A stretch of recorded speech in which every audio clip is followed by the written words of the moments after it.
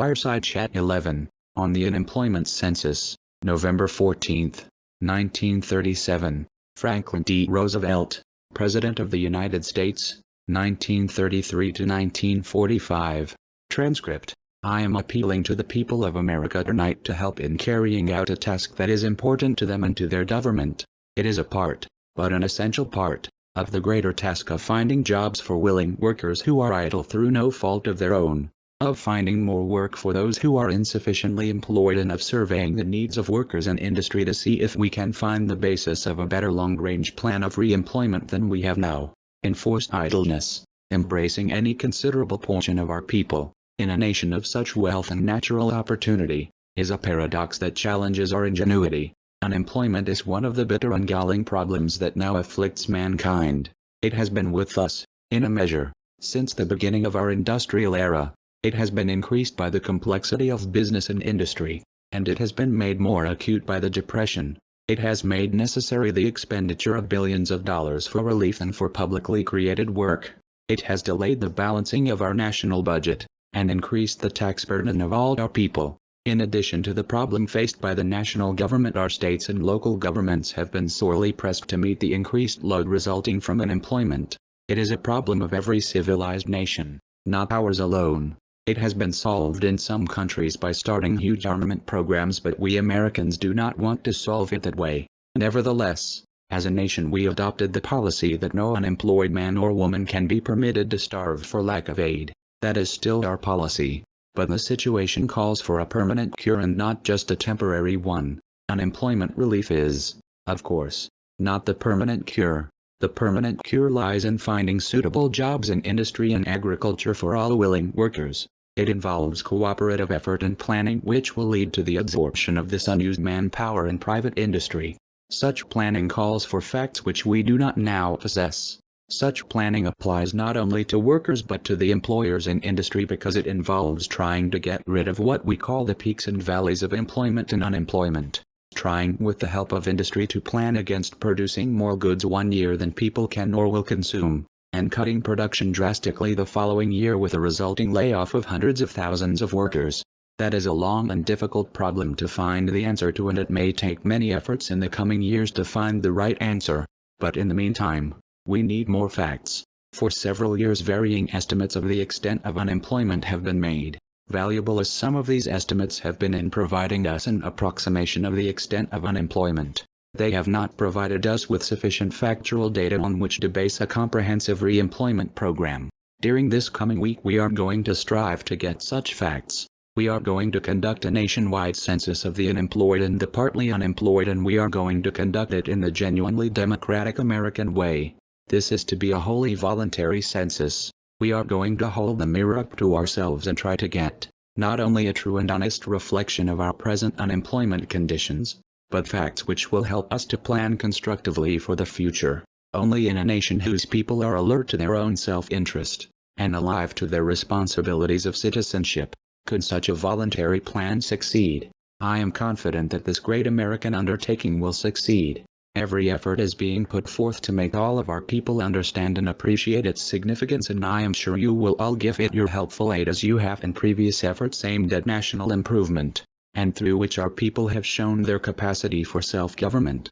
On Tuesday next, November 16th, the Post Office Department, through its far-flung and highly efficient organization, will undertake to deliver to every abode in the United States an unemployment report card containing 14 simple questions.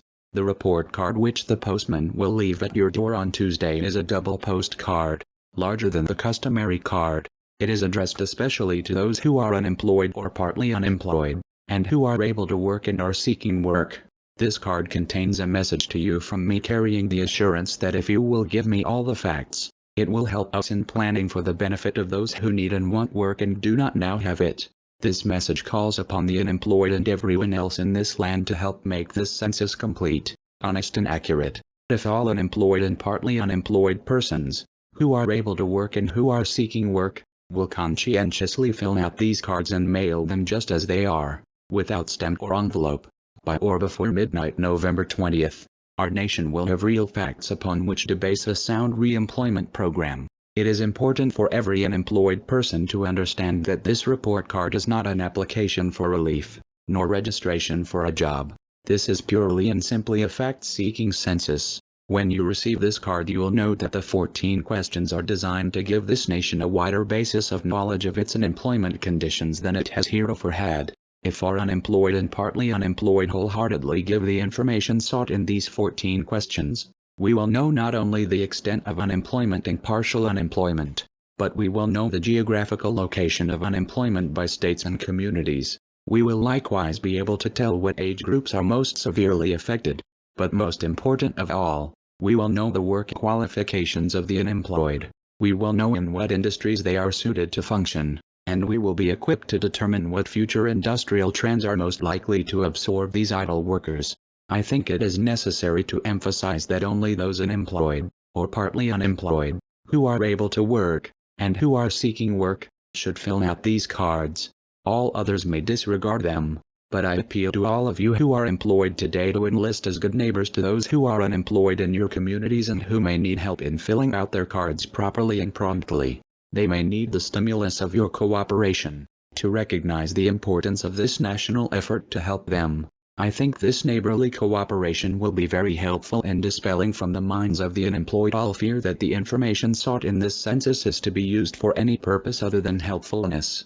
I repeat the assurance to the unemployed that the information which you give on these report cards will in no sense be used against you, but so far as lies within my power will be employed for your own good and for the welfare of the nation. When we have ascertained the full facts of unemployment, we can extend the voluntary and neighborly character of this effort to the task of finding the solution to the perplexing problem. Its importance justifies a national approach, free from prejudice or partisanship, and warrants the cooperative endeavors of business, of labor, of agriculture, and of government.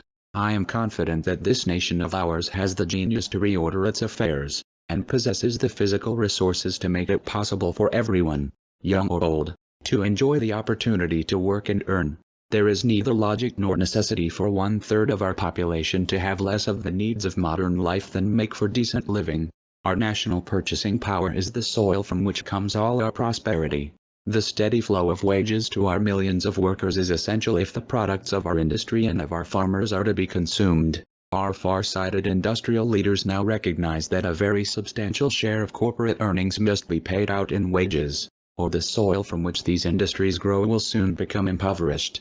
Our farmers recognize that their largest customers are the workers for wages, and that farm markets cannot be maintained except through widespread purchasing power. This unemployment problem is, therefore, one in which every individual and every economic group has a direct interest. It is a problem whose discussion must be removed from the field of prejudice to the field of logic. We shall find the solution only when we have the facts, and having the facts, accept our mutual responsibilities. The inherent right to work is one of the elemental privileges of a free people. Continued failure to achieve that right and privilege by anyone who wants to work and needs work is a challenge to our civilization and to our security.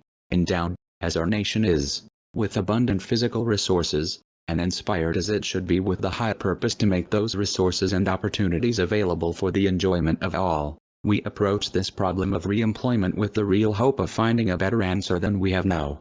The unemployment census, as a sensible first step to a constructive re-employment program, ought to be a successful bit of national teamwork from which will come again that feeling of national solidarity which is the strength and the glory of the American people.